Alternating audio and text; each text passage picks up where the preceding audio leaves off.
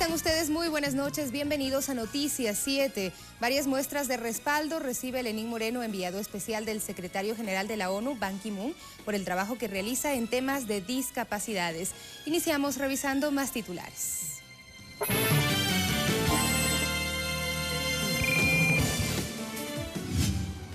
La Contraloría determinó un perjuicio al IES de más de 500 millones de dólares en pagos excesivos que facturaban clínicas y hospitales privados.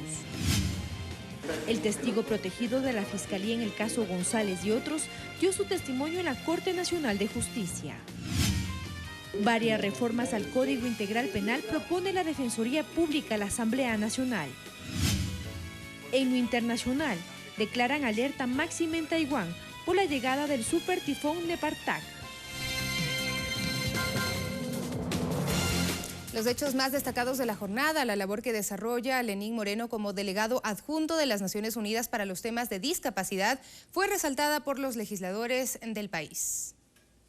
Los legisladores oficialistas coinciden en que la designación de Moreno como delegado especial para los temas de discapacidades por el secretario general de la ONU, Ban Ki-moon, es motivo de orgullo para el Ecuador. Hoy tenemos que sentirnos orgullosos y creo que cuando no hay argumentos, cuando no hay sustento en la crítica y en el cuestionamiento, se utiliza la infamia. Ha conseguido más de 3 millones de dólares para recuperar las viviendas que sufrieron el terremoto, las personas con discapacidad en el Ecuador, sobre todo en las provincias de Manabí y Esmeraldas. No obstante, hay voces críticas que cuestionan que el salario de Moreno sea pagado con recursos públicos, recursos que el Estado dona anualmente a las Naciones Unidas. Y la Contraloría tiene que hacer un examen especial. Pero en la misma oposición hay quienes destacan el rol de Moreno en defensa de las personas con discapacidad durante su paso por la vicepresidencia y ahora como delegado de la ONU. Pienso que es una deferencia para el país. Yo no creo que eso sea un gasto, es una inversión, es una representación mundial. Para Miguel Carvajal, esto no es más que parte de la campaña de desprestigio emprendida en contra del movimiento País y uno de sus cuadros más importantes en un año preelectoral. Me parece que esto es parte de las miserias de la politiquería. Alexis Moncayo, Ecuador TV. Y ante los intentos de desacreditar el papel que cumple Lenín Moreno como enviado especial del secretario general de la ONU, la embajadora del Ecuador ante el sistema de Naciones Unidas explica la importancia de su designación. La autoridad ejecutiva más alta de todo el sistema de Naciones Unidas identifica los temas de interés a nivel mundial, a las personas y países que por su desempeño excepcional pueden cumplir un rol de consejero y vocero del secretario general en temas específicos. Así lo explica la representante permanente del Ecuador ante la ONU en Ginebra. Esos enviados especiales tienen un rol fundamental, es convertirse en promotores, voceros, líderes de esas temáticas, pero también ser asesores especializados al secretario general. Hay alrededor de 30 enviados especiales en el mundo, muchos de los cuales son ex jefes de Estado, ex primer ministros o personas así muy emblemáticas para sus países. En el caso del ex vicepresidente del Ecuador, Lenín Moreno, tiene un rango de secretario general adjunto, es decir, en la pirámide jerárquica del sistema de la ONU, está solo después del secretario general. Su rol básicamente es lograr que todos los gobiernos cumplan con los compromisos de la Convención de los Derechos de las Personas con Discapacidad. Entonces, es un enviado especial, un portavoz, un embajador de 1.000 millones de personas en el mundo con discapacidad.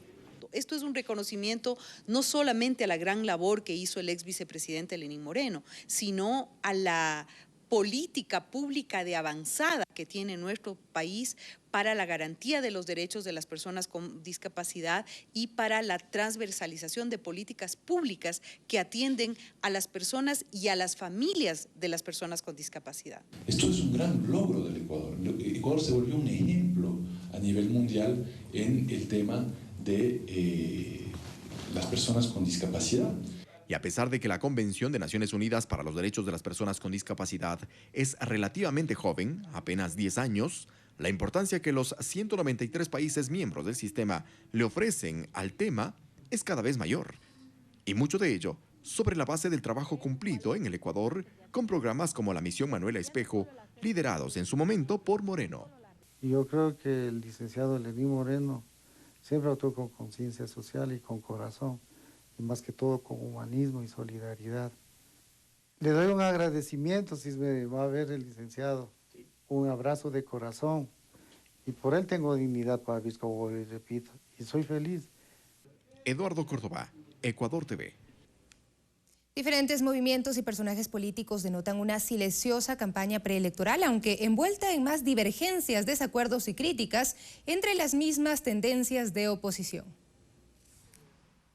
Acalorada es como se presentan las diferencias en los bloques y figuras identificadas de oposición.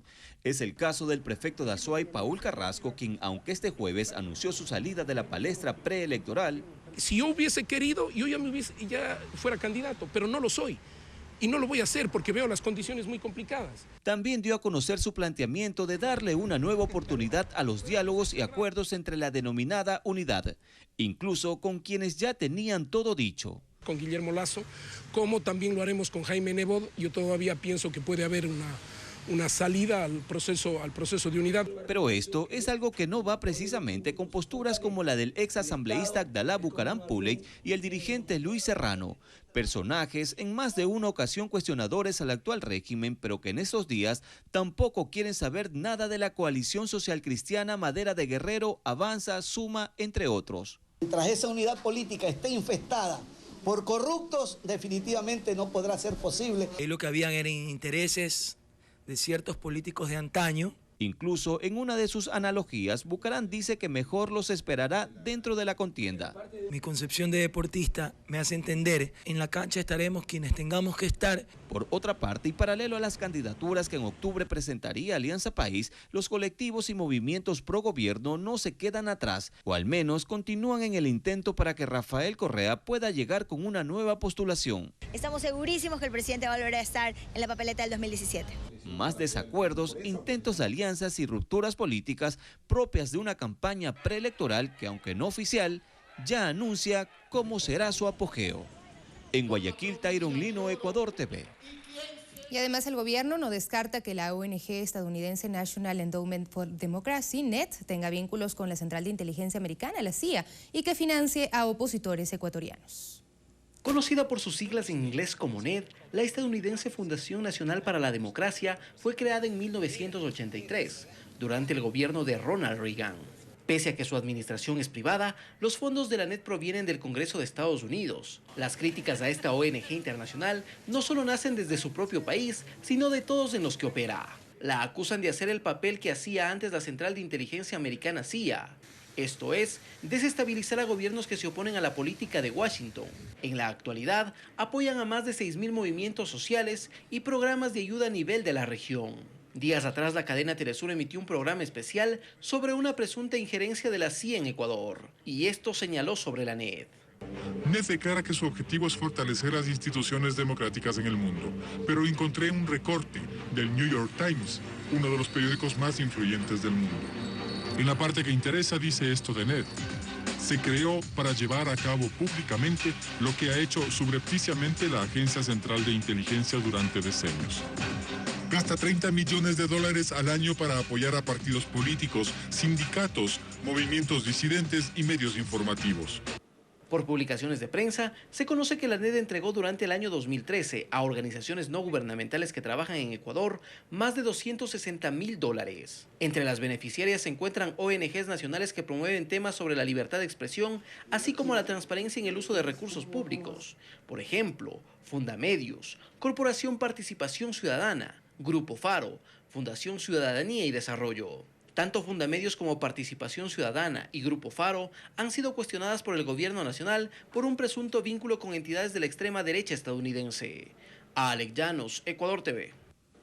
Más en el tema político, cobijados bajo el nombre de Colectivo Compromiso Ecuador alrededor del precandidato a la presidencia Guillermo Lasso, se congregan partidos políticos de las más diversas ideologías y tendencias, inclusive militares en servicio pasivo. Fausto Cobo y Alberto Molina son exmiembros del ejército, quienes en el pasado colaboraron en el gobierno de Lucio Gutiérrez. El coronel en servicio pasivo, Alberto Molina, es articulista en páginas web opositoras al gobierno, tales como La República y Los Cuatro Pelagatos. Además maneja su propio blog, en el que ha criticado hasta los ascensos de oficiales en las Fuerzas Armadas. En Compromiso Ecuador confluye otro militar retirado. Se trata de Fausto Cobo, quien el año pasado acompañó al banquero Guillermo Lasso en su propuesta de archivar el proyecto de enmiendas. Cobo fue asambleísta por Sociedad Patriótica, tiempo después de que se desafilió de esta organización política, apoyado en marchas y en concentraciones a Lasso. Fausto Cobo el 3 de febrero anterior lideró la protesta en los exteriores del Ministerio de Defensa. Un grupo de militares en servicio pasivo exigían que el ISFA no devuelva $40 millones pagados en exceso por la negociación de terrenos en el Parque Samanes de Guayaquil. La concentración terminó en desmanes y en enfrentamientos. Rodrigo Galvez, Ecuador TV. La Organización de Estados Americanos entregó al Consejo Nacional Electoral la certificación ISO por cumplir con los estándares en los procesos y servicios electorales, fortaleciendo el proceso democrático en el Ecuador. Para el otorgamiento de esta certificación fueron sometidos a una auditoría más de 140 procesos que han sido llevados adelante por el Consejo Nacional Electoral, en los cuales la OEA detectó el fiel cumplimiento con las normas que exige cada una de las fases electorales. Somos la segunda institución en América Latina en obtener la certificación internacional en la especificación técnica ISO TS 17582. Francisco Guerrero, en representación de la OEA, fue el encargado de hacer la entrega de la certificación al organismo electoral ecuatoriano. La implementación del sistema de gestión de calidad ha aportado la adopción de un enfoque de trabajo basado en procesos cuando el desarrollar, implementar y mejorar la eficacia de la gestión se logra a través de la satisfacción de los usuarios. Juan Pablo Pozo, presidente del CNE, ratificó que esta es una muestra más del trabajo que cumplen en pro del fortalecimiento de la democracia en el país. Hoy, Ecuador tiene que trabajar en instituciones sólidas y transparentes. El canciller de la República, Guillaume Long, resaltó la importancia de este reconocimiento y el compromiso de Ecuador en la defensa de los valores democráticos en la región. Esta certificación es nuestra respuesta a aquellos actores políticos irresponsables que le hacen un gran daño a la democracia y al país. Entre los invitados estaban representantes de organizaciones políticas nacionales que insistieron en que se invite a una misión de la OEA como veedora del proceso electoral del próximo año. La OEA ha tenido una serie de observaciones de carácter fundamental para la nitidez electoral. Juan Pablo Pozo reiteró que la OEA ha sido invitada a todos los comicios anteriores y que esta no será la excepción. Alexis Moncayo, Ecuador TV. Es momento de una pausa y cuando regresemos el reporte de nuestro compañero Javier Ceballos desde Manabí nos contará cómo se sigue apuntalando la reactivación económica en esta zona del país. Ya volvemos.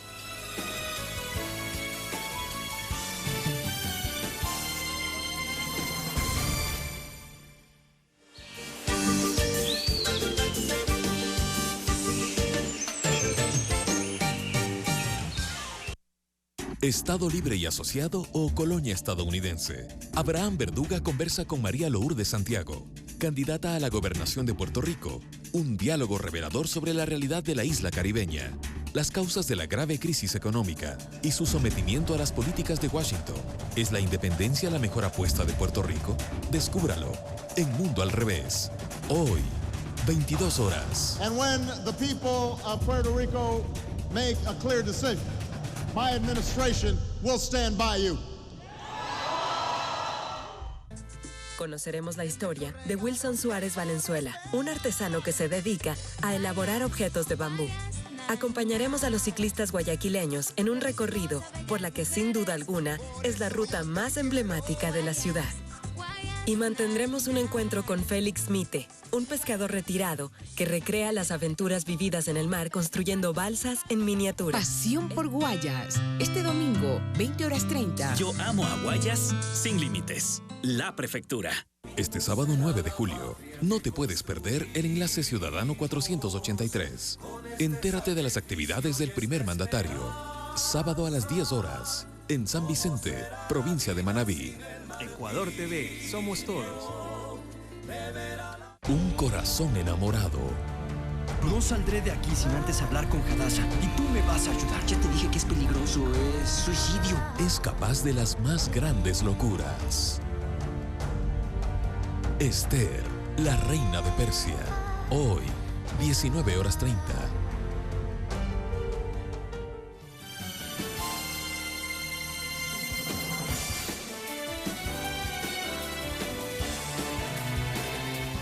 Seguimos con más. La intervención de distintos sectores sigue ayudando a la reactivación productiva de Manabí y Esmeraldas. Vamos a revisar el informe de nuestro compañero Javier Ceballos. En el siguiente reportaje veremos justamente cómo se ha desarrollado la segunda rueda de negocios en Manta. Las estrategias de reactivación económica siguen ejecutándose. En Manta se desarrolló la segunda rueda de negocios. 200 emprendedores de Manabí y Esmeraldas presentaron sus productos a una reconocida cadena comercial del país. Buscamos personas y empresas que estén conformadas, que estén regularizadas, porque obviamente para poder vender productos tienen que estar normadas y regularizadas. Susina Vélez elabora dulces. Debe cumplir unos requisitos adicionales para que pueda entrar a las perchas con su producto. Más que todo una ayuda que nos da para todo y la verdad que voy con esperanza. Carlos elabora snacks a base de papa y verde. También debe mejorar pequeños detalles en la presentación de su producto. Exactamente, ha sido magnífica esta oportunidad que nos están dando en todo el día. Como la Prefectura de Manabí también nos está apoyando muchísimo a los emprendedores de aquí de Manabí. Empuje del manabita que no tiene límite alguno. José Elías Ibarra, oriundo de Pedernales y con apenas 15 años, emprendió su propio negocio de cupcakes. Los prepara él mismo. Su sueño es que en todo el país se consuma este dulce. Nada de la vida es fácil, ya que así nuestros padres no tengan dinero. Nosotros podemos hacer cosas y llevar a vender. Es algo fácil, no es de tanto trabajo. Artículos textiles, de decoración, limpieza, calzado y artesanías. Todos con el sello tricolor que buscan ganar mercado nacional e internacional. Esta es una iniciativa que evidentemente aplaudimos, acompañamos y también apoyamos. La primera vez que vamos a presentar una guía regulatoria práctica para pequeños proveedores. En esta segunda ronda de negocios, instituciones como el INEN, Ban Ecuador, SRI y Ministerio de Industrias hicieron su presencia para asesorar y apoyar a los participantes de este encuentro. En Manabí, con imágenes de Wilson Chuquitarco y Fernando Cabrera, Javier Ceballos, Ecuador TV. Y actores de la economía popular y solidaria también piden a los turistas de la sierra que en esta época de vacaciones visiten las playas de Manabí. La playa El Murciélago es el ícono turístico de Manta y uno de los tantos rincones paradisíacos de Manabí. Ignacio Suárez se dedica a la venta de granizados. Él hace una cordial invitación a los turistas, sobre todo de la sierra, que están ya en época de vacaciones, para que visiten Manabí y apoyen a la reactivación turística y económica de la provincia. Para que nos apoyen en estos momentos tan difíciles que estamos pasando. Verónica se dedica a la venta de corviches y tortillas de plátano. Sus ingresos dependen de cuánta gente llegue a la playa a descansar y relajarse. Ojalá que mejoren en esta temporada. José Tejena pide a la gente de Quito, Cuenca, Ambato que visiten Manabí, pues lo peor, dice, ya pasó. Que vengan todos, que no tengan miedo, que no pasa nada. La capacidad hotelera de Manta, al igual que los locales que ofrecen su gastronomía, funcionan con absoluta normalidad. La temporada alta, que comprende los meses de julio y agosto, será para el sector turístico manabita una nueva oportunidad para repuntar en lo económico. En Manabí, con imágenes de Wilson Chuquitarco y Fernando Cabrera, Javier Ceballos, Ecuador TV.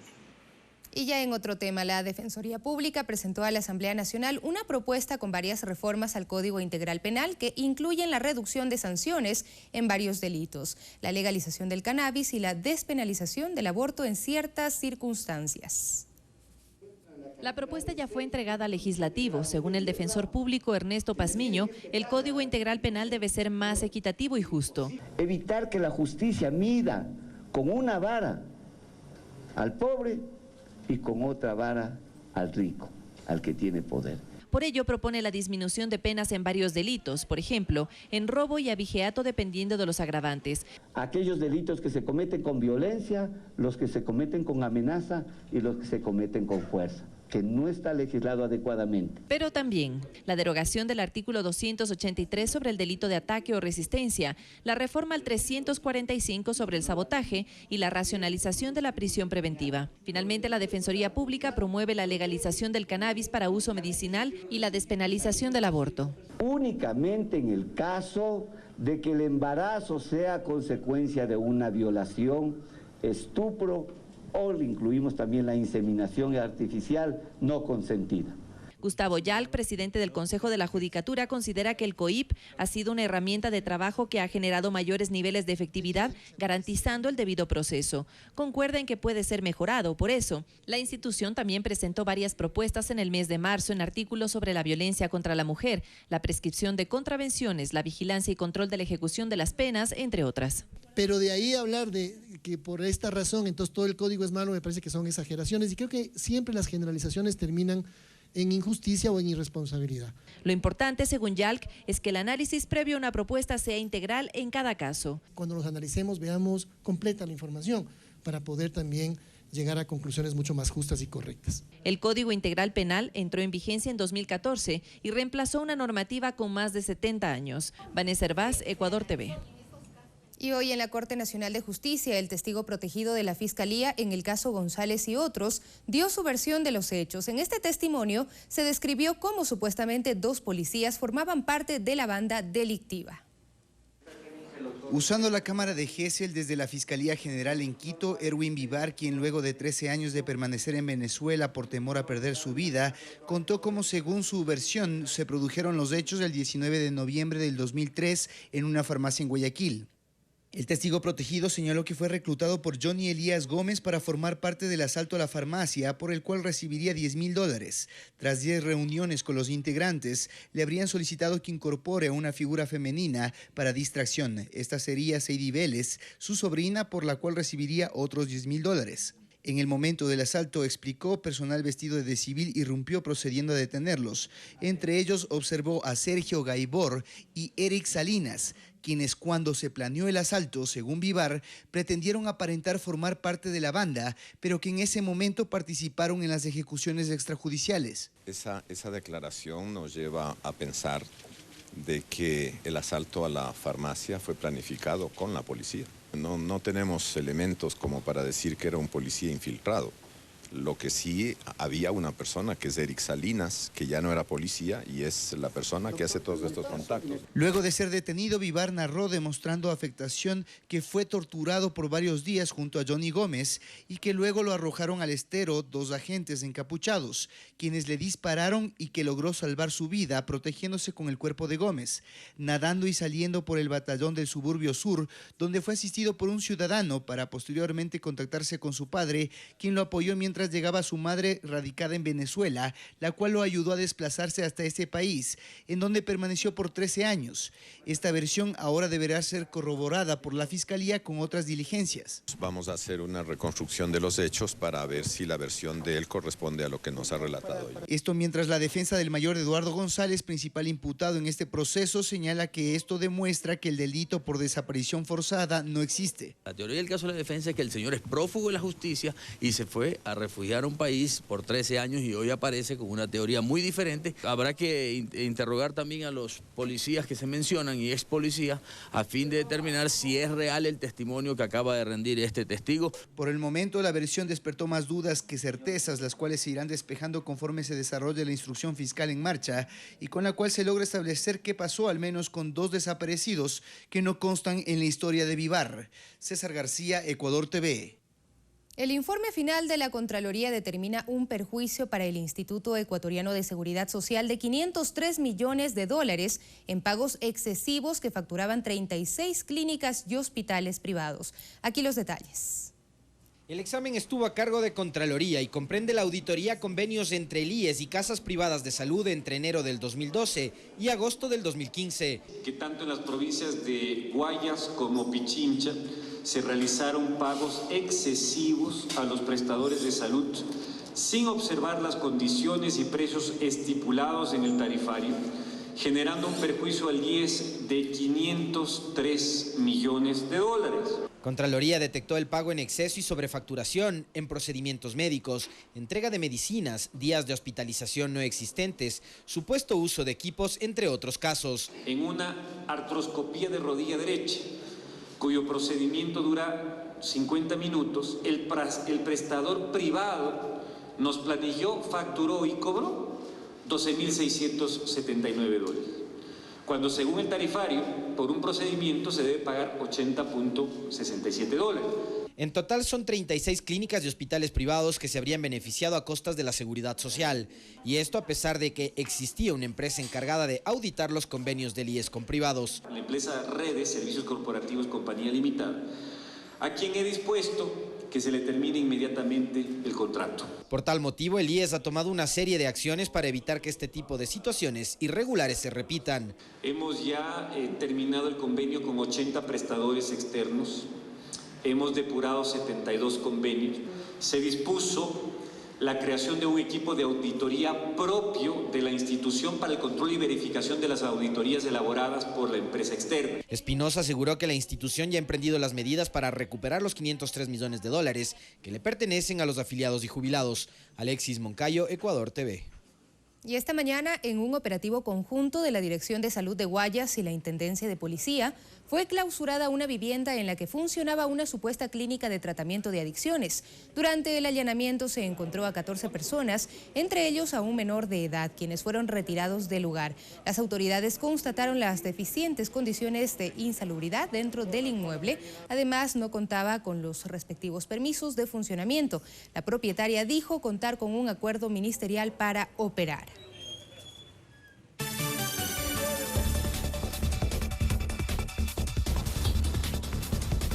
Y en Madrid, el presidente del Consejo de la Judicatura ecuatoriano, Gustavo Yalc, recibió la Gran Cruz de la Orden Iberoamericana de la Justicia en reconocimiento a su labor en pro de la justicia en esta región.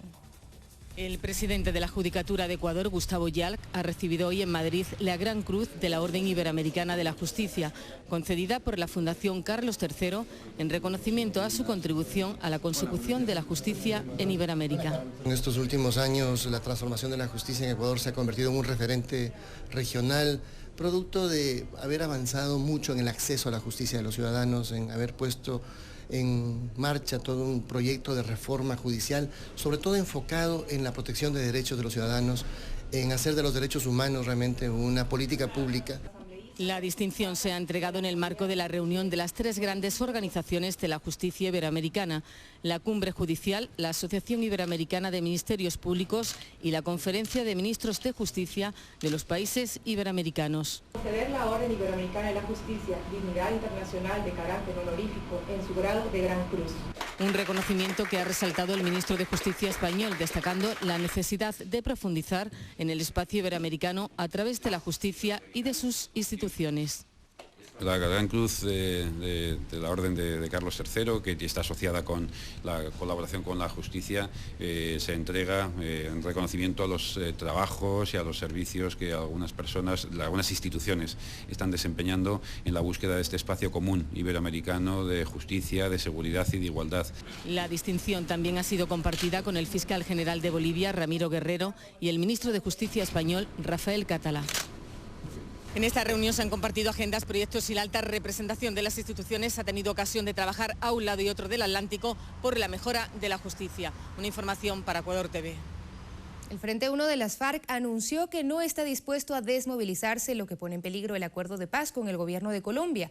Además, declaran alerta máxima en Taiwán por la llegada del supertifón Nepartak. Tenemos más noticias en el siguiente resumen internacional.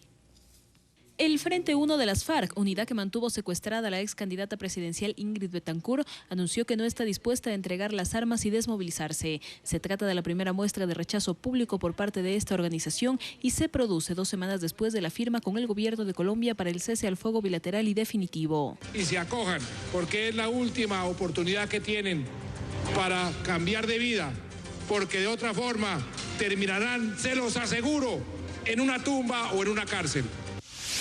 Eduardo Cunha renunció a su cargo como presidente de la Cámara de Diputados de Brasil. La decisión llega después de que el pasado 23 de junio la Corte Suprema abrió un nuevo proceso penal en su contra. Cunha enfrenta cargos por corrupción y lavado de dinero, además de ser uno de los impulsores del juicio político contra la presidenta Dilma Rousseff. En Venezuela se suspendió por segunda vez la audiencia de apelación por la condena del líder opositor Leopoldo López. Así lo aseguró su abogado defensor Juan Carlos Gutiérrez. López fue sentenciado a 13 años y 9 meses por protestas contra el gobierno en 2014 que dejó 43 muertos. 2 mujeres competirán por suceder al primer ministro David Cameron en el Reino Unido. Se trata de la ministra del Interior Theresa May y de la secretaria de Estado de Energía Andrea Leadsom. Las 2 candidatas se someterán a una elección entre los 150.000 afiliados del partido, cuyo resultado se conocerá el próximo 9 de septiembre. Las autoridades de Taiwán declararon alerta máxima ante la inminente llegada del supertifón Nepartak, que esta noche golpeará la costa este de la isla. El fenómeno natural tiene un radio de 200 kilómetros. De momento, 146 vuelos fueron suspendidos por las intensas lluvias. Nepartak es el primero de la temporada en el Pacífico, donde las olas han alcanzado ya los 13 metros de altura. Fanny Lara, Ecuador TV. Y hasta aquí las noticias en esta emisión, pero a las 21 horas nos volvemos a encontrar para seguir revisando qué sucede en Ecuador y el mundo. Hasta entonces.